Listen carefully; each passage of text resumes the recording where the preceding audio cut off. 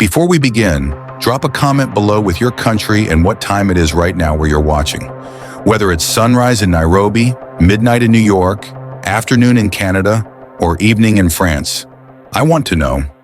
Don't just sit back. Tell me where in the world you are.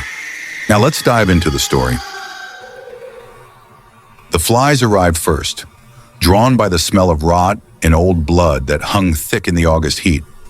Micajah Harpe's severed head sat impaled on a wooden pike at the crossroads where the wilderness road met the Cumberland Trail, his mouth frozen open in a silent scream, his eyes picked clean by crows.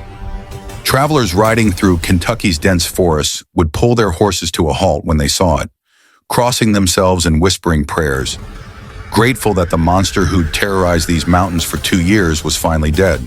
But what they didn't know, what kept the frontier families awake at night with loaded rifles across their laps, was that Big Harpe had a brother, and Wiley Little Harpe was still out there, somewhere in the wilderness, carrying on the family tradition of death.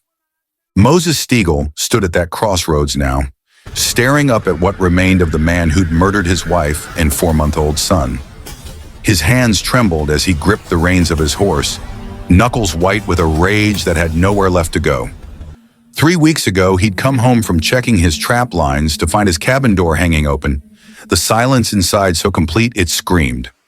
Sarah lay in the garden, her throat cut so deep her head was nearly separated from her body.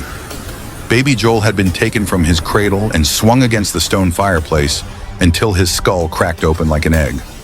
The Harpes had done it for no reason except that they could, except that killing was as natural to them as breathing was to normal men. Moses had joined the posse that hunted Big Harpe through 40 miles of wilderness, had been there when they cornered him in a canebrake near the Rolling Fork River. He'd watched as John Liper put a bullet in Big Harpe's spine, dropping him but not killing him. And Moses had been the one to step forward with his knife when Harpe lay there paralyzed, still breathing, still grinning with those yellow teeth. "You're going to hell," Moses had whispered as he began sawing through the thick muscle and bone of Harpe's neck. Big Harpe had laughed, blood bubbling from his lips, and said, "You first." It took Moses 10 minutes to cut through completely, and Big Harpe was alive for most of it, his eyes never leaving Moses's face, never showing fear or regret or anything human. Now that head rotted on its pike as a warning, but Moses knew warnings didn't work on men like the Harpes. They were beyond warning, beyond law, beyond anything that made sense in the world of decent people.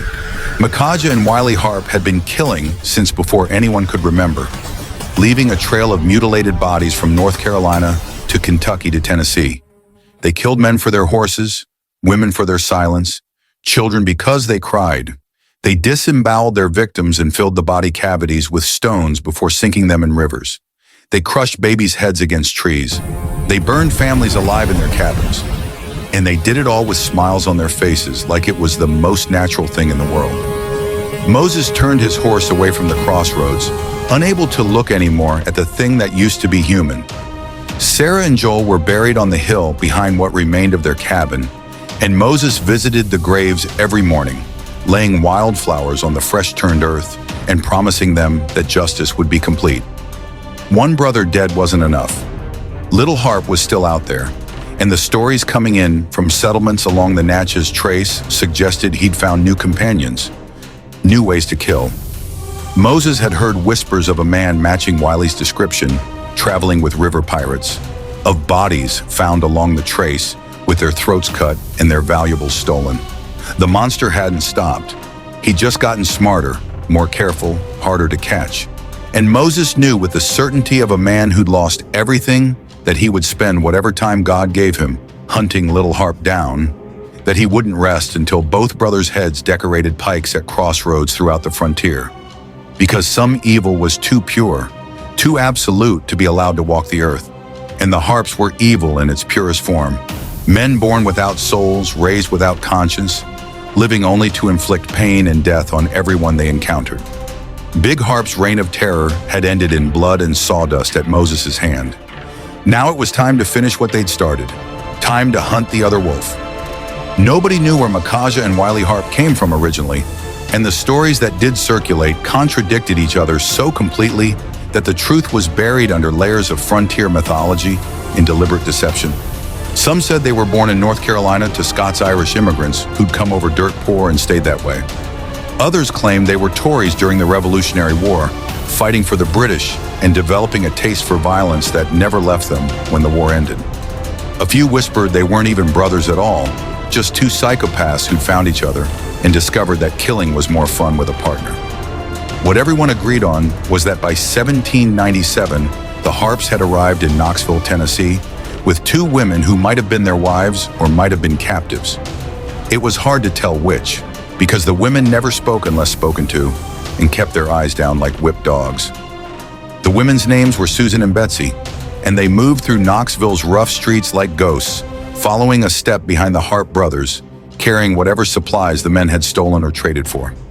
Susan was pregnant, her belly swollen under her ragged dress, and Betsy had the hollowed-out look of someone who'd seen too much horror to ever recover.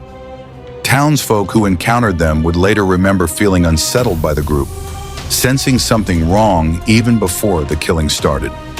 The Harpes themselves were unremarkable in appearance, both medium height and build, with dark hair and weather-beaten faces that could belong to any frontiersman. Micajah was slightly larger and meaner looking, hence Big Harpe, while Wiley was leaner and had a way of watching people that made skin crawl, earning him the name Little Harpe. They dressed like poor farmers, spoke with backcountry accents, and could have blended into any settlement if not for the dead-eyed stares they gave everyone they met. They stayed in Knoxville less than a month before trouble found them, or more accurately, before they went looking for it. A man named Johnson disappeared after being seen drinking with the Harpes at a riverside tavern. His body turned up 3 days later in the Holston River, disemboweled and weighted down with stones, the signature mutilation that would become the Harpes' calling card. But there wasn't enough evidence to arrest them, and the Harpes left town before anyone could organize a posse, heading west into the wilderness, with their silent women trailing behind. Over the next year, reports came in from settlements along the frontier. Travelers disappeared along lonely roads, their bodies found days later if they were found at all. Families were murdered in their cabins, babies killed with such brutality that men wept when they described the scenes. And always, when survivors existed to tell the tale, they described two dark-haired men who smiled while they killed. The brothers developed a pattern that made them nearly impossible to catch. They'd arrive in a settlement posing as poor farmers, looking for work or land, ingratiating themselves with locals, learning who had money or supplies worth stealing. They'd strike suddenly, breaking into a cabin at night, overpowering the family, killing everyone inside with knives or axes or their bare hands. They never used guns if they could avoid it, preferring the intimacy of close quarters killing, the feeling of life draining away under their hands. After the murders, they'd strip the cabin of anything valuable, burn it to hide evidence, and disappear back into the wilderness. The women, Susan and Betsy, stayed with them through all of it, and whether they participated in the killings or were simply too terrified to run, nobody knew. By 1798, the Harpes had killed at least 20 people that authorities knew about, and probably twice that many whose bodies were never found or whose deaths were attributed to Indian raids or accidents. They ranged across Kentucky and Tennessee like wolves, never staying anywhere long enough to be caught, always moving, always hunting. The frontier was vast and lawless, communication between settlements slow and unreliable, and the Harpes exploited every advantage. They knew the wilderness trails better than most, could disappear into cane breaks and mountain hollows where posses wouldn't follow, and had no compunction about killing anyone who got in their way, man, woman, or child. They were, in every sense, America's first serial killers, men who murdered not for profit or passion, but simply because they enjoyed it. And as their reputation grew and the story spread, the Harpe brothers became something more than human in frontier imagination. They became demons, monsters, cautionary tales told to frighten children into obedience. But they were real, and they were still killing, and nobody seemed able to stop them. The Ohio River ran dark and wide through the wilderness, a liquid highway carrying flatboats loaded with settlers and goods toward new lives in the Western Territories. And where there were travelers with valuables, there were predators waiting to take everything they had. Cave-in Rock sat on the Illinois side of the river, a massive limestone cavern that opened like a mouth onto the water, 55 feet wide and deep enough to hide a dozen men. River pirates had been using it as a base for years, ambushing flatboats, murdering crews and stealing cargo before sinking the boats with stones. The same method the Harpes used to dispose of bodies. It was only natural that eventually the Harpes and the river pirates would find each other. Samuel Mason ran the Cave-in Rock operation with brutal efficiency. He'd been a Revolutionary War captain once, a respectable man with a commission and a future. But somewhere along the way, he discovered that crime paid better than honor. Now he commanded a crew of cutthroats who lured flatboats to shore with false promises of supplies and hospitality, then murdered everyone aboard and divided the spoils. Mason was a killer, but he was a practical killer. He killed for money, not pleasure, and he had rules about unnecessary cruelty. When the Harpes showed up in the spring of 1799, proposing to join his crew, Mason should have turned them away. But they came with skills and knowledge of the wilderness trails, and Mason needed men. He let them stay. It was the worst decision he ever made. The Harpes lasted 3 weeks with Mason's crew before their true nature became impossible to ignore. The river pirates killed for profit, dispatching victims quickly and efficiently. The Harpes killed for pleasure, drawing out deaths, torturing captives, raping women before murdering them, and showing particular enthusiasm for killing children. After one raid where the Harpes had taken their time with a family of settlers, cutting and mutilating, while the crew watched in growing horror, Mason called a meeting. "You're done," he told the brothers flatly. "You're animals. You're bringing heat down on all of us with your sick games. Take your women and get out. If I see you again, I'll kill you both myself." The Harpes just smiled, those dead-eyed grins that never reached their souls, and left without argument. But everyone in that cave knew they'd made enemies of the wrong men. 2 days later, one of Mason's best men disappeared while checking trap lines inland. They found him a week later, disemboweled and hung from a tree, his eyes cut out and his tongue removed. The message was clear. The Harpes didn't take orders, didn't accept rejection, and would kill anyone who crossed them. Mason sent trackers after the brothers, but they'd vanished into the wilderness as completely as smoke. Susan and Betsy had given birth while staying at Cave-in Rock, Susan to a daughter, Betsy to a son. And now the Harpes traveled with 2 infants and 2 traumatized women, a family unit as twisted and evil as any the frontier had ever seen. They moved south along the Natchez Trace, that ancient trail running from Tennessee to Mississippi, and the body count rose with every mile. The Harpes were different now, more reckless, as if Mason's rejection had removed whatever thin veneer of restraint they'd been maintaining. They killed openly, brazenly, with no attempt to hide the bodies or avoid attention. They stopped travelers on the trace, robbed them, murdered them, and left the corpses on the road as warnings. They invaded cabins in broad daylight, killed entire families, and burned the buildings behind them. They took particular pleasure in killing men who reminded them of Samuel Mason, anyone with authority or military bearing who might have thought themselves better than the Harpe brothers. And as the summer of 1799 wore on and the death toll mounted, frontier settlements from Tennessee to Kentucky lived in terror, knowing that the Harpes were out there somewhere, and that any day might be the day they came knocking at your door. Silas Trissward had built his farm from nothing, clearing 40 acres of Kentucky wilderness with his own hands, raising a cabin for his wife Keziah and their 3 children, and slowly, painfully creating something resembling civilization in a land that fought against it with every season. The farm sat 5 miles from the nearest neighbor, isolated but productive, with good water from a creek and rich soil that grew corn and tobacco. Silas was a careful man, religious but not overbearing, who believed in hard work and fair dealing and the basic goodness of most people. It was this last belief that killed him and everyone he loved on a hot night in July 1799. The Harpes appeared at sunset, emerging from the tree line with their women and babies, looking exhausted and desperate. Micajah did the talking, spinning a story about being farmers from Tennessee looking for land, about being robbed by river pirates and left with nothing, about needing just one night's shelter and maybe some food before they moved on. Silas saw a family in need, saw the babies, saw the thin women, saw what looked like fellow Christians who'd fallen on hard times. Keziah hesitated, something in her gut whispering warning, but Silas was already inviting them in, already telling the children to set extra places at the table. The Trisward family ate supper with the Harpes that night, sharing what little they had, Silas saying grace and thanking God for the opportunity to show hospitality to strangers. The Harpes smiled and nodded and ate everything offered.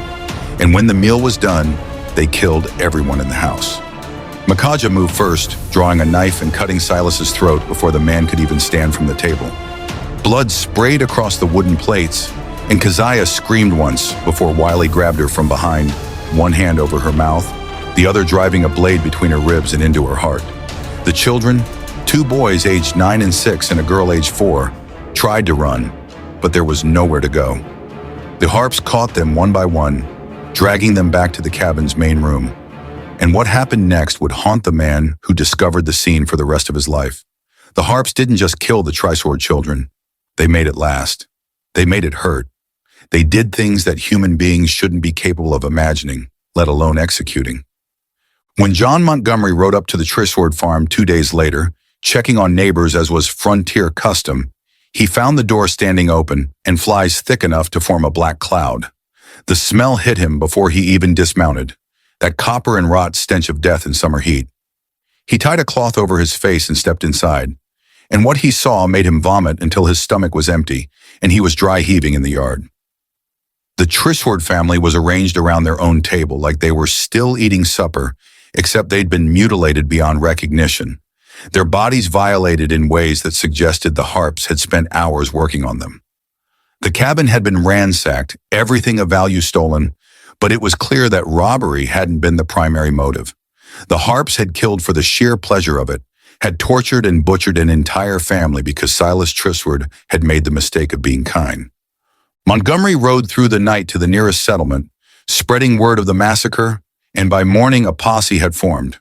They buried what remained of the Trisward family in a mass grave on the hillside above their farm, Reverend Donaldson reading from Psalms while grown men wept openly. Then they rode out after the Harpes with a determination born of pure rage. This had gone too far. These men weren't just killers anymore. They were demons, abominations, threats to everything the frontier settlers were trying to build. And the posse that formed that morning included some of the hardest men in Kentucky, men who'd fought Indians and outlaws in the wilderness itself, men who knew how to track and how to kill. Moses Stegall rode with them, though his own tragedy hadn't happened yet. Within weeks it would, and Moses would understand personally what all these other men were feeling now. The helpless fury of knowing monsters walk the earth wearing human faces, and that the only solution was to hunt them down and end them like the rabid animals they were. The Trisward massacre changed something fundamental in how the frontier viewed the Harpes. Before, they'd been criminals, killers who needed to be caught. Now they were existential threats, evil incarnate, and the unspoken understanding was that when they were finally cornered, there would be no trial, no jail, no mercy. There would only be death, slow, painful, and absolutely deserved. Susan Roberts and Betsy were mysteries themselves. Women whose stories before the Harpes claimed them were lost to history and trauma. What the frontier settlements knew of them came in fragments, whispered conversations overheard at trading posts, brief moments when the women were left alone and might answer a question before fear closed their mouths again. Susan had family in Maryland, people said, had been a normal girl before Micajah Harpe happened to her. Betsy's origins were even murkier, some claiming she was Wiley's actual wife, others insisting she was a captive who'd been with them so long she'd forgotten how to be free. Both women bore children to the Harpes, Susan's daughter and Betsy's son, born within weeks of each other while the family hid out at Cave and Rock. And both women traveled with the brothers through every murder, every massacre, every act of inhuman cruelty, their silence absolute, their complicity unclear. The question that haunted those who encountered them was simple but impossible to answer. Were they victims or accomplices? Did the Harpes keep them through force and fear? Or had the women been so broken by prolonged exposure to evil That they'd become something other than victims? Not quite perpetrators, but not innocent either. Some settlers who'd met the group reported that Susan and Betsy showed no emotion even when witnessing the most brutal murders, that they'd step over fresh corpses to gather supplies from ransacked cabins, that they'd tend their babies while blood still pooled on the ground nearby. Others said the women were clearly terrified, that they flinched at the Harpes' touch, that their eyes held a desperate plea for rescue that their mouths couldn't voice. The truth was probably more complex than either interpretation allowed. Susan and Betsy had likely started as victims, young women who'd caught the Harpes' attention and been taken, raped, and kept. But years of traveling with men who killed casually and constantly would break anyone, would twist the psyche in ways that made normal morality impossible to maintain. They'd witnessed things no human should see, had been forced to participate in disposing of bodies, had raised children in an environment where death was the only constant. By the time they appeared at the Trisword farm that fatal night, they were no longer entirely human. They were damaged creatures, trauma-bonded to their captors, incapable of escape even when opportunities presented themselves. John Montgomery would later testify that when he found the Trisword massacre scene, he also found signs that women had been in the cabin. Smaller footprints, evidence that someone had nursed babies in the bedroom while the family was being butchered in the main room. The thought haunted him.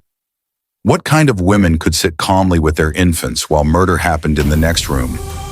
But other witnesses from earlier encounters remembered Betsy trying to warn a family away once, remembered her mouthing the word run when the Harpes weren't looking, remembered the desperate shame in her eyes when travelers' bodies were discovered near the Harpes' campsites. The women were trapped in ways that went beyond physical restraint. They were psychologically imprisoned, their identities so eroded by constant terror and forced complicity that they couldn't imagine existence outside of the Harpes' orbit. When the posses finally caught up with the Harpes in late summer of 1799, Susan and Betsy were taken into custody along with the brothers. The women were questioned extensively, but their testimonies were fragmented and contradictory, as if their minds couldn't hold coherent narratives anymore. Susan claimed they'd been captives, that the Harpes had threatened to kill them and their babies if they tried to escape. Betsy mostly stayed silent, rocking her infant son and staring at nothing. The authorities didn't know what to do with them.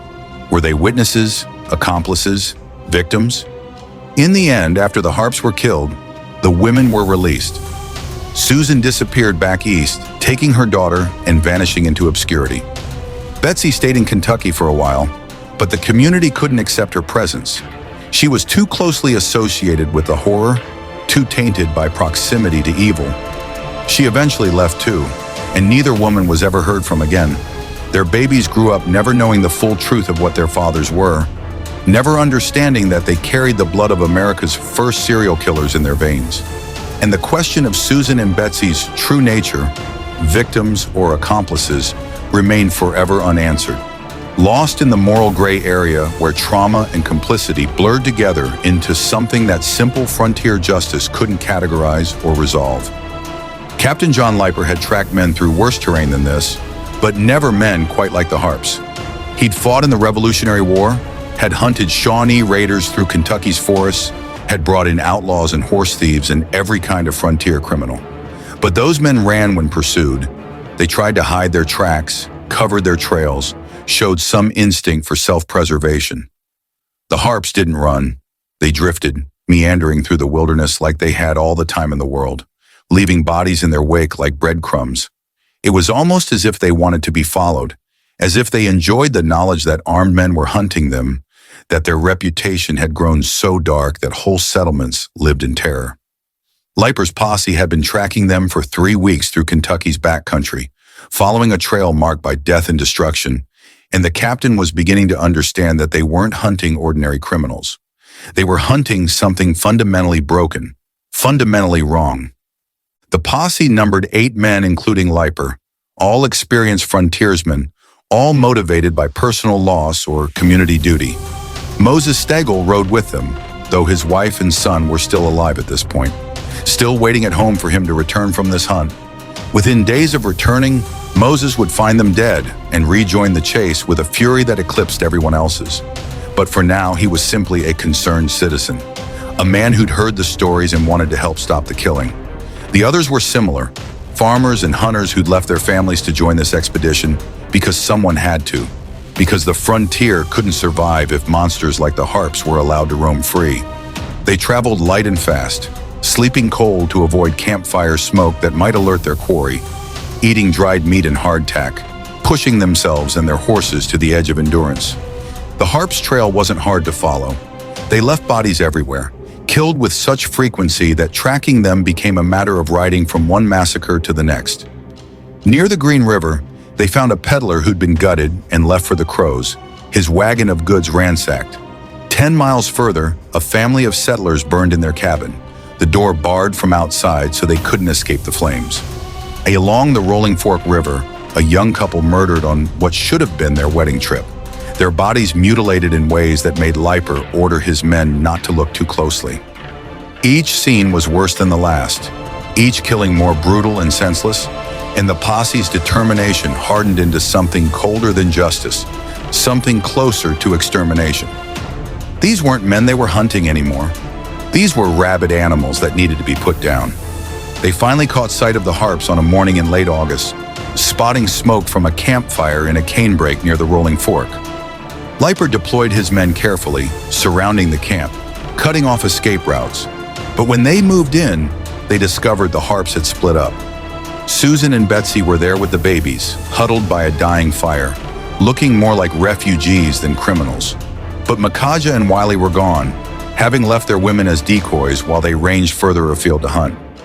The posse secured the women and waited, knowing the brothers would return eventually, knowing that for all their evil, the Harpes seemed genuinely attached to Susan and Betsy, whether through possessiveness, convenience, or some twisted version of affection was impossible to say.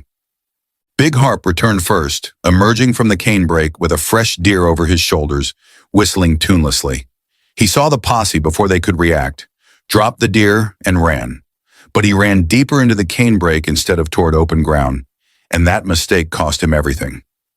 Leiper's men followed, crashing through the dense vegetation, and Micajah Harpe, who'd murdered at least 40 people, who'd terrorized the frontier for 2 years, who'd become a legend of pure evil, tripped over a vine and fell hard. Before he could rise, John Leiper shot him in the spine. The bullet shattered vertebrae and dropped Big Harpe instantly, paralyzing him from the waist down but leaving him conscious and aware. He lay there in the mud and broken cane stalks, unable to move his legs, blood pooling beneath him, and he laughed. The sound was genuine amusement, as if this outcome was exactly what he'd expected all along. As if dying in the mud like an animal was fitting for a life lived like an animal. Leiper stood over him, rifle still smoking, and felt nothing like victory. Just exhaustion and disgust that it had taken this long to stop something so obviously monstrous. And somewhere in the wilderness nearby, little Harpe heard the shot and kept running, abandoning his brother without a second thought, vanishing into the frontier like smoke. One wolf was down, but the other was still hunting, and the bloodiest part of the Harpe brothers' story was only beginning. Micajah Harpe lay paralyzed in the mud, his back broken, his legs dead weight, but his mind sharp and cruel as ever. Blood seeped from the gunshot wound in his spine, pooling around him, soaking into the rich Kentucky earth. The posse stood in a semicircle, rifles pointed at him, though he couldn't move, and nobody spoke for a long moment.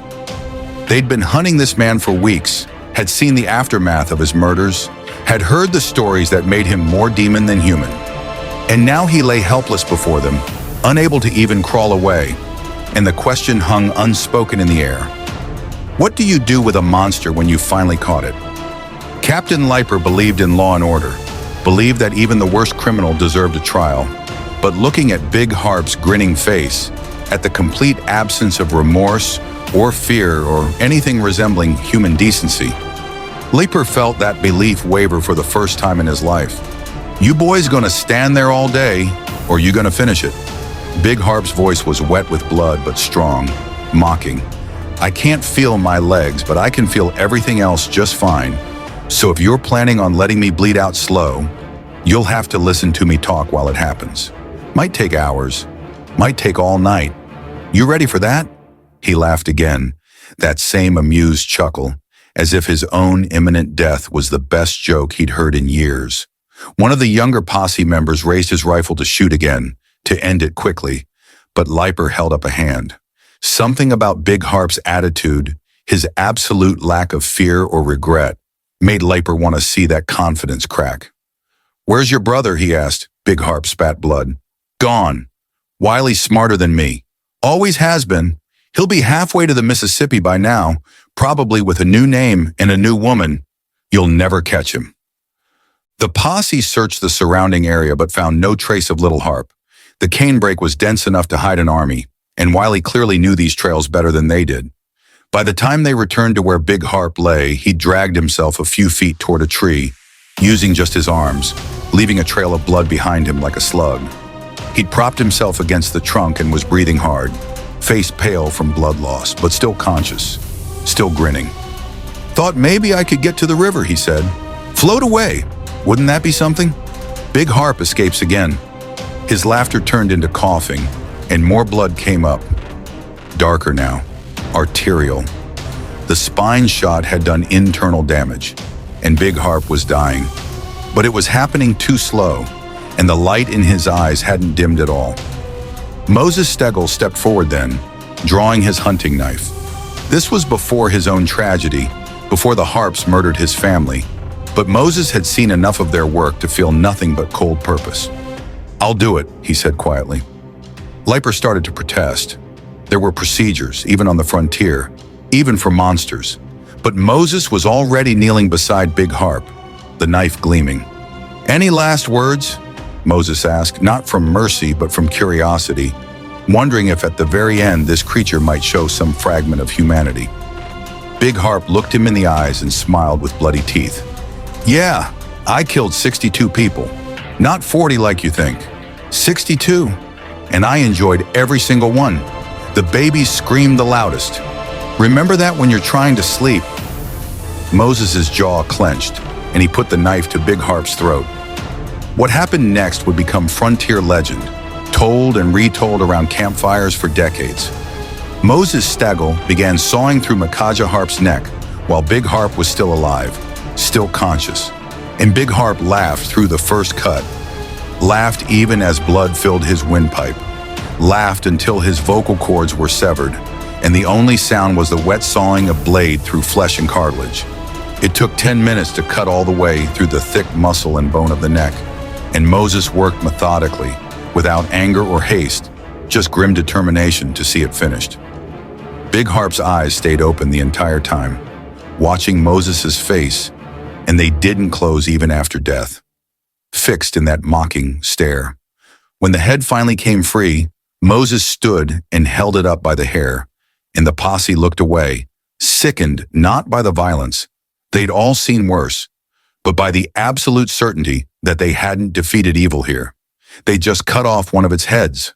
The other was still out there, and monsters didn't stop being monsters just because their brothers died.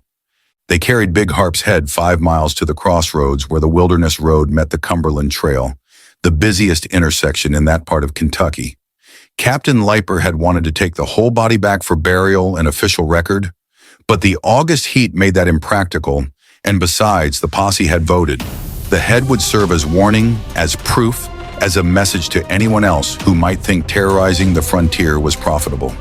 They fashioned a pike from a stripped tree trunk, sharpened one end, drove it deep into the ground at the exact center of the crossroads.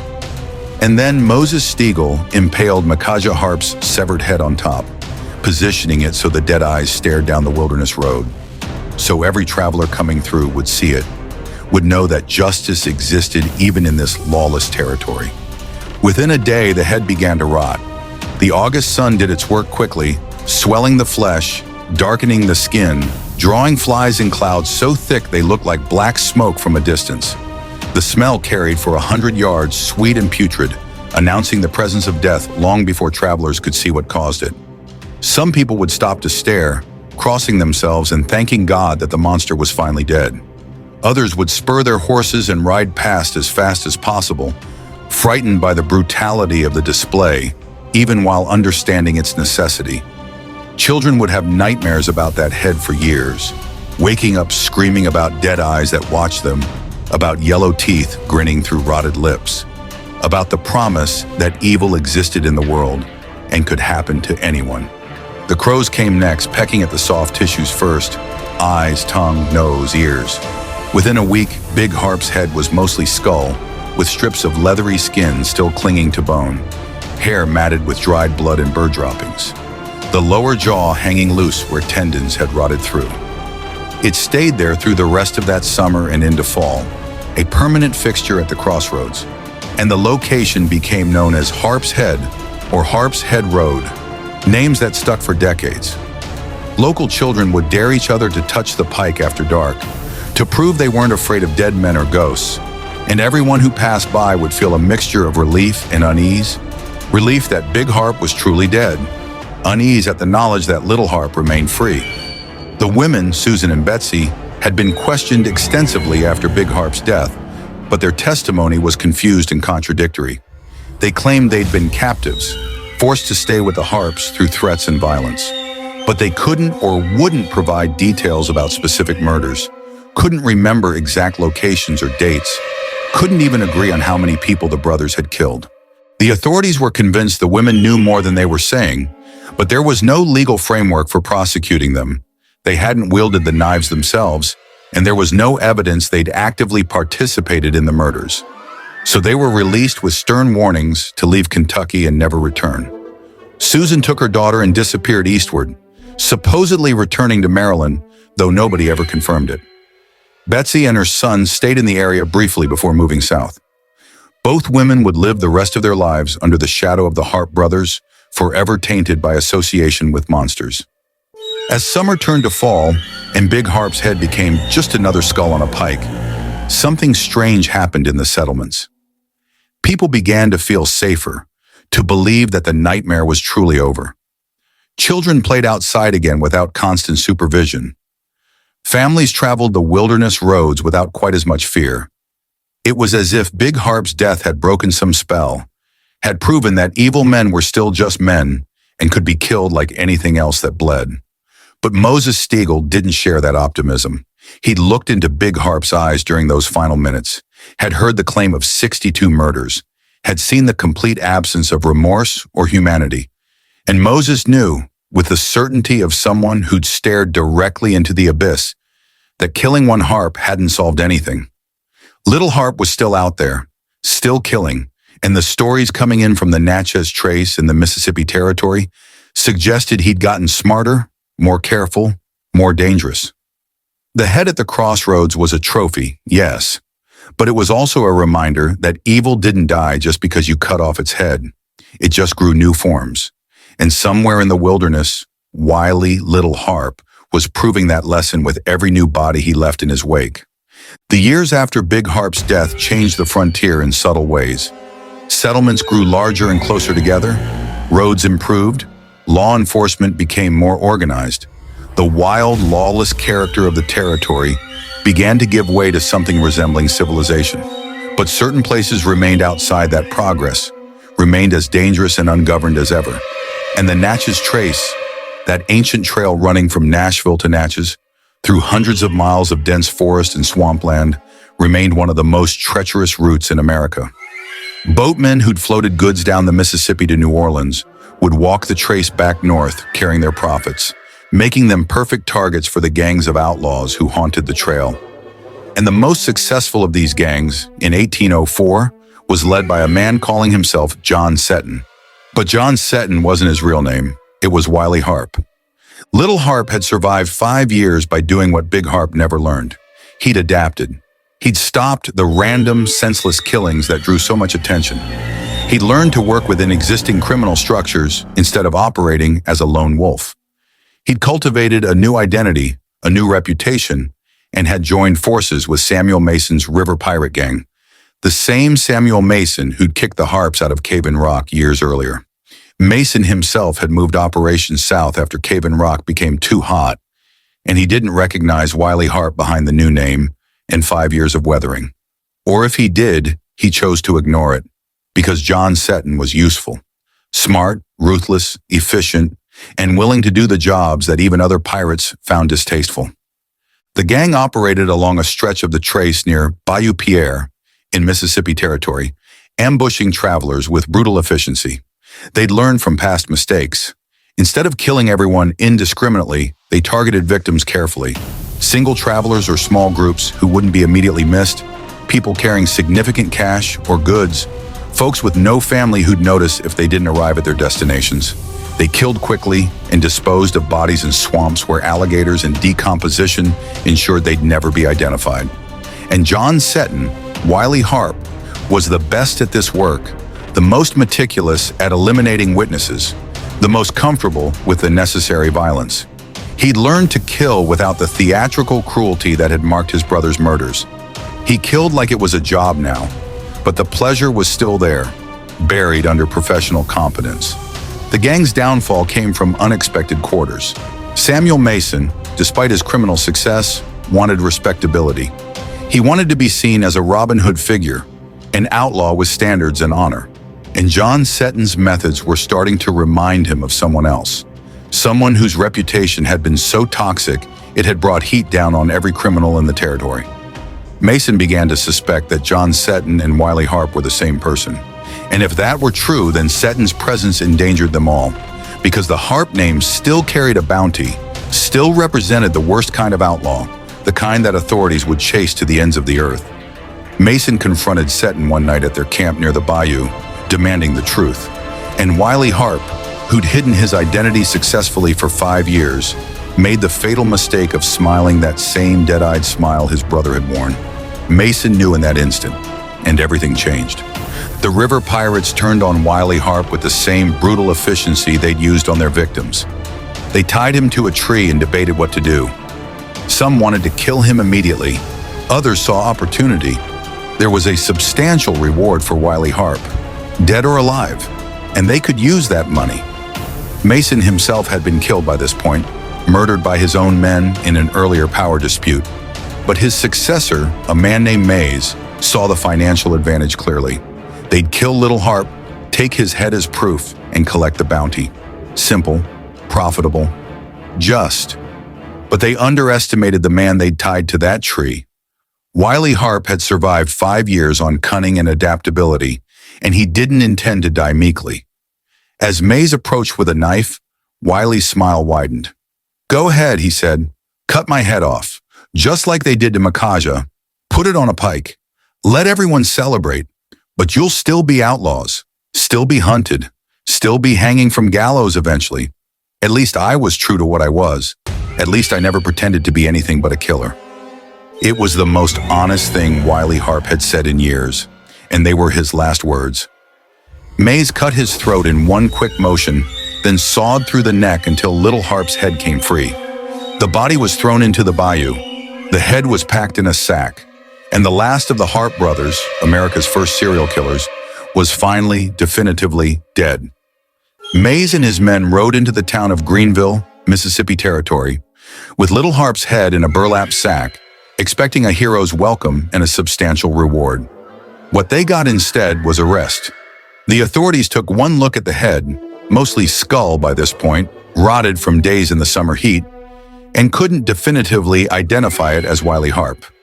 They took Mays at his word, but they also recognized several of the men with him as wanted criminals themselves. The river pirates had delivered little Harpe's head, but had inadvertently delivered themselves as well. Within a week, Mays and 3 others were tried, convicted of murder and robbery along the Natchez Trace, and sentenced to hang.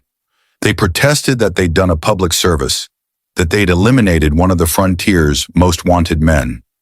The judge agreed they'd probably killed Wiley Harpe. Then he sentenced them to death anyway. The execution took place on a February morning in 1805, cold and clear, with a crowd of several hundred gathered to watch. Mays went to the gallows still protesting the injustice, claiming he'd been promised a reward, that killing Harpe should have earned him a pardon, not a noose. Nobody cared. The frontier had grown tired of outlaws, tired of violence, tired of men who thought they could live outside society's rules. Mays and his companions dropped through the trap doors and danced at the end of their ropes, and the crowd cheered. Little Harpe's head, meanwhile, was impaled on a pike at the edge of Greenville as proof that the last Harpe was truly dead. It stayed there for months, rotting down to bone, eye sockets empty and accusing, before finally being taken down and buried in an unmarked grave. Moses Stegall heard about little Harpe's death 3 weeks after it happened, the news traveling slowly through the frontier's communication networks. He'd spent 5 years carrying the weight of his wife and son's murders, 5 years knowing that one of their killers still walked free. Now he rode to Greenville to see the evidence for himself, to look at what remained of Wiley Harpe and confirm that justice was complete. The head was already mostly skull when Moses arrived, unrecognizable as the man he'd seen briefly at Cave and Rock years earlier. But the authorities showed him the body measurements they'd taken, the scars that matched Wiley's known marks, the testimony of the river pirates who'd killed him. Moses stared at the skull on its pike for a long time, remembering Sarah's throat cut open, remembering Joel's tiny skull crushed against the fireplace stones. And he felt nothing. Not relief, not satisfaction. Just emptiness where rage had lived for 5 years. He visited Sarah and Joel's graves when he returned to Kentucky, standing in the wind on that hillside and trying to find words that would make their deaths mean something. "They're both dead now," he said to the stones. "Both Harpes, both monsters. It should feel like victory. It should feel like something. But it didn't, because killing the Harpes hadn't brought back the dead. It hadn't undone the trauma or erased the memories or healed the scars. It had just ended the threat, removed the immediate danger, allowed people to sleep slightly easier. But the damage the Harpe brothers had done to Moses, to the Triss Ward family, to dozens of other victims whose names were lost to history, that damage was permanent. Evil could be killed, but its consequences lived on in the survivors who had to carry the weight of what they'd witnessed and lost. The Harpe brothers' story became legend over the following decades, growing and morphing with each retelling. Some versions painted them as supernatural demons, others as mere men driven mad by the violence of the frontier. Books were written, plays were staged, songs were composed about the Harpes and their reign of terror. Big Harpe's Head Road remained a landmark for generations, the skull long gone, but the name persisting. And historians would eventually recognize Micajah and Wiley Harpe for what they truly were. America's first documented serial killers, men who murdered not for profit or passion, but simply because they enjoyed it, who killed with a frequency and brutality that wouldn't be matched until well into the 20th century. They were anomalies, outliers, men born without the moral framework that makes humans human. And the frontier they terrorized learned a hard lesson from their existence. That evil isn't always explicable, isn't always the product of poverty or desperation or circumstance. Sometimes evil just exists, pure and purposeless and utterly inhuman. And the only response is to hunt it down, end it with whatever force necessary, and never forget that it walked among you. Moses Stegall lived another 30 years after the Harpes were dead, raised a new family, built a new life.